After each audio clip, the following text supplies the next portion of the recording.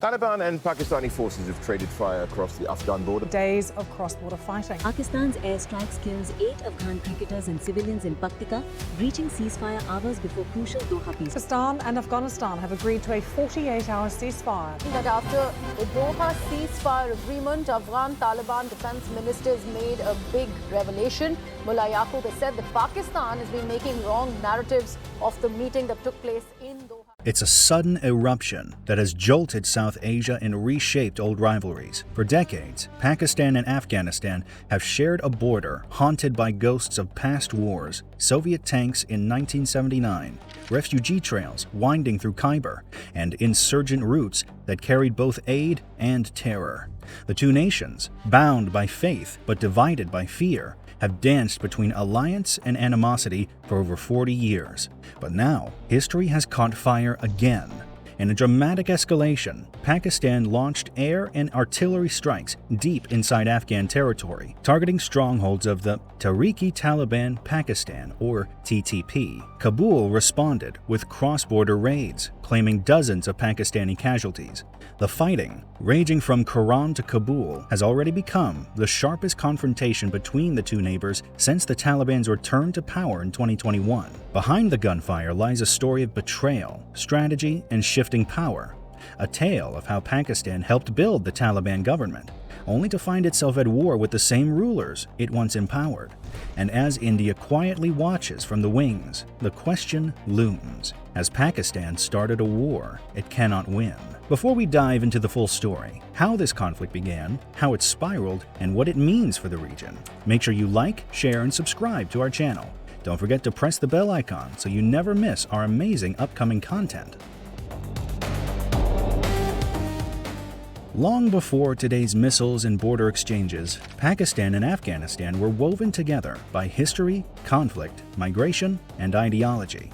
After British India's partition in 1947, Afghanistan refused to accept the Durand Line as a legitimate border, claiming that it divided the Pashtun homeland. Tensions simmered. In the 1950s, riots erupted in Kabul, targeting the Pakistani embassy, and both nations traded accusations of fomenting unrest among Pashtuns. The real rupture, however, came in 1979, when the Soviet Union invaded Afghanistan. Pakistan became the frontline state for proxy war. Under President Zia-ul-Haq, Islamabad, backed by US and Saudi funds, trained and armed the Mujahideen guerrillas. Over the course of the 1980s, millions of Afghan civilians fled across the border. By 1982, some 2.8 million refugees were sheltering in Pakistan. Pakistan's northwest, especially Khyber and tribal areas, was profoundly transformed. Radicalization, madrasas, militant networks took deep roots. As the Soviets withdrew in 1989, Afghanistan submerged into civil war. Pakistan-backed factions, from Gulbuddin Hekmatyar to Taliban precursors, vied for power. Islamabad positioned itself as a kingmaker, leveraging its intelligence and logistical networks. With time, porous borders enabled insurgents and militants to move freely. Terrorism emanating from Afghan soil into Pakistan became a constant complaint inside Islamabad. The TTP and other groups often cited sanctuaries across the line.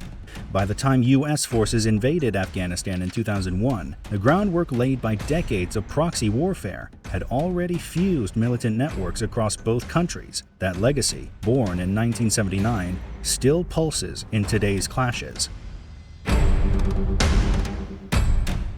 The path from proxy patron to power broker was neither straight nor secret. Pakistan's intelligence apparatus long nurtured the Taliban's rise, ensuring its influence at every turn.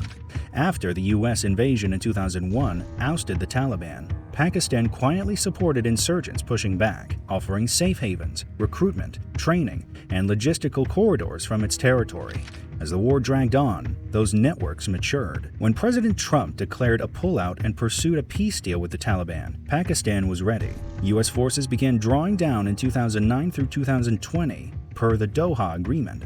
As the U.S. exit accelerated, Pakistan's Inter-Services Intelligence (ISI) maneuvered swiftly, directing funding, advising local commanders, helping unify disparate Taliban factions, and facilitating negotiations. Within days of the U.S. withdrawal, the Taliban swept through provincial capitals with minimal resistance. By mid-2001, as Kabul fell, many analysts agree that Islamabad's backing was decisive. The Taliban regime that emerged owed much to Pakistan's decades of covert influence, not just battlefield momentum. In the new government, Pakistani-sponsored interlocutors found elevated positions, and strategic corridors remained tied to Islamabad's priorities. However, Pakistan's role has always been double-edged. Over time, the assumptions underpinning that influence began to erode.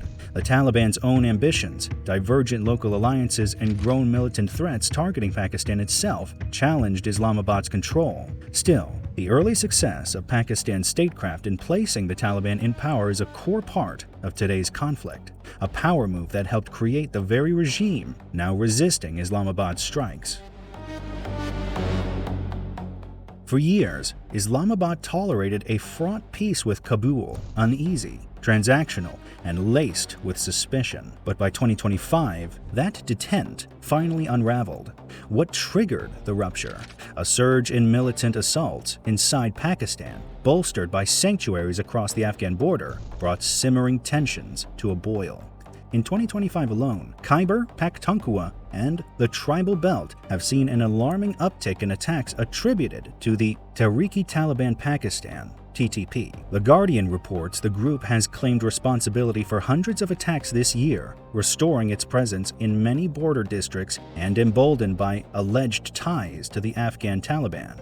Pakistan's security forces have responded with aggressive operations, but civilian casualties and collateral damage have sown distrust and public pressure. The Frontier Corps, Pakistan's paramilitary wing along the border, documented repeated infiltration attempts, dozens of terrorists trying to cross via northern Waziristan, Ghulam Khan, and Bajour. In late March, a controversial drone strike in Katlang targeted suspected TTP militants, killing 17 according to military claims, but also raising accusations of civilian casualties that inflamed public sentiment.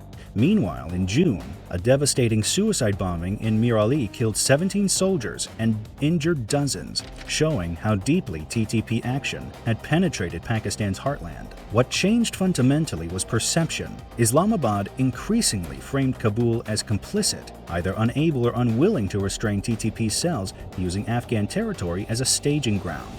In Pakistan's narrative, the Afghan Taliban's refusal to crack down on TTP signaled a tacit alliance.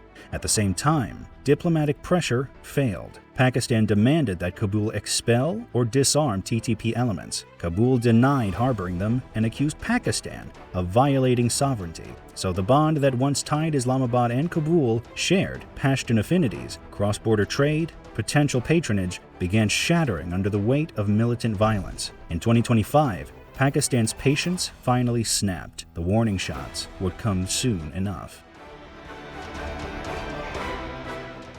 The border fires that erupted on October 2025 mark a watershed. Pakistan has moved from cross-border raids to full-scale strikes within Afghanistan. On October 10th, the Pakistan Air Force struck Kabul, aiming at the TTP's top leader, Noor Wali Massoud. Noor later surfaced in a voice message saying he survived, but key TTP lieutenants reportedly died. That strike was not alone. Simultaneous attacks hit targets in Paktika, Jalalabad, and Khost provinces, all suspected militant strongholds. Islamabad claimed it dismantled terror infrastructure and captured or destroyed over 20 posts across the Durand Line.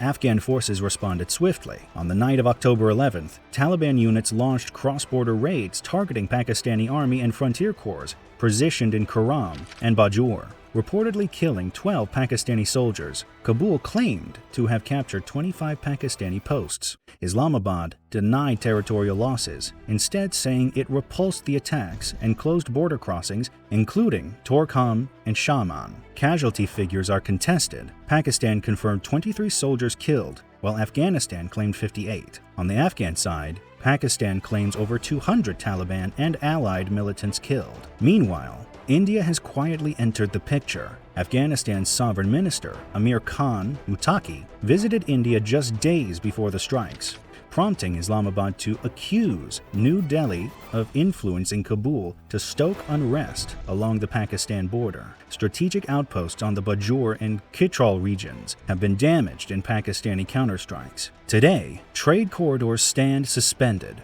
refugee flows reverse, and tensions pulse across the frontier. These lines have been crossed, the stakes raised. Pakistan no longer merely threatens, it has already struck. After Pakistan's massive retaliation, Afghanistan signaled readiness for negotiations, but Islamabad, determined to crush the TTP, continued its strikes. Now as both sides dig in and border villages burn, the question lingers: what's the future of this war?